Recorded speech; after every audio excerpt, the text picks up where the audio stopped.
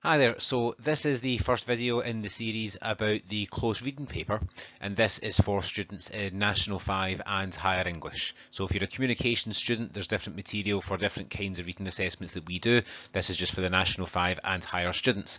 And can I just ask that you make sure that you're using the correct playlist just now, because there's a separate one for National 5 and for Higher. Some of the videos are the same, and some of them, like on the specifics of certain kinds of analysis, are a bit more tailored for the individual level, so just make sure that you're on the right one.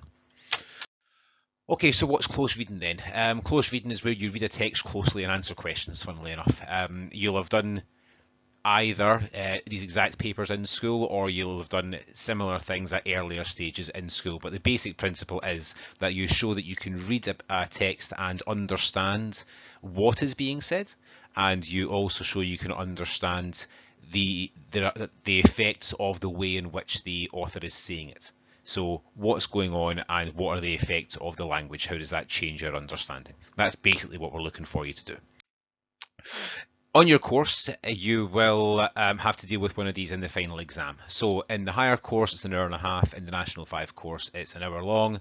The higher course has two texts with a series of questions on the first text, and then at the end, a question that asks you to compare the first one with the second text as well.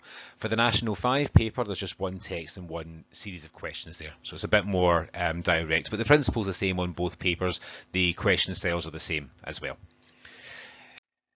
The type of text that are used is the thing that maybe that people sometimes find a little bit daunting, because the exam papers will use high quality writing, high quality non-fiction writing, and it'll tend to be things like feature writing or comment or opinion articles from those sort of middle sections of the big newspapers, so Guardian, Herald, Scotsman, New Statement, Times, all those kind of publications. There are also all sorts of sort of modern online publications like Vice, for example. It's got a lot of good material too. But really, if you're looking for examples of pieces to kind of help you prepare, then it is important that you're not looking at news articles, which are just telling the story of an event, but actually looking at something that's conveying a particular opinion or analysing a particular issue. And remember, there are past papers available for free from the SQA, and if you've got an issue getting them, let me know, because I can give them to you too. How can you prepare for the close reading? Well, the first thing to have in your head right from the start is that you need to read lots. Okay, there is absolutely nothing I can do for you if you're not prepared to read things.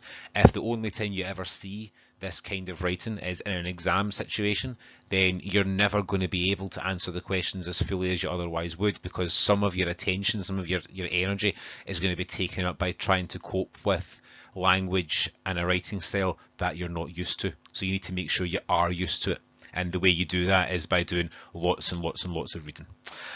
Further to that, once you are doing lots of reading, and I mean, I really am talking, an article or two every single day to get you used to it, you can also then start looking for the kinds of language choices that might come up in the exam papers. So looking for wee examples of where an author's used a particular bit of word choice or imagery or structure that you think is quite effective, and keeping notes on those kind of things, because they'll be useful for your close reading, but they can also be useful when it comes to you writing your folio pieces, where the marks obviously depend on how well you can express yourself.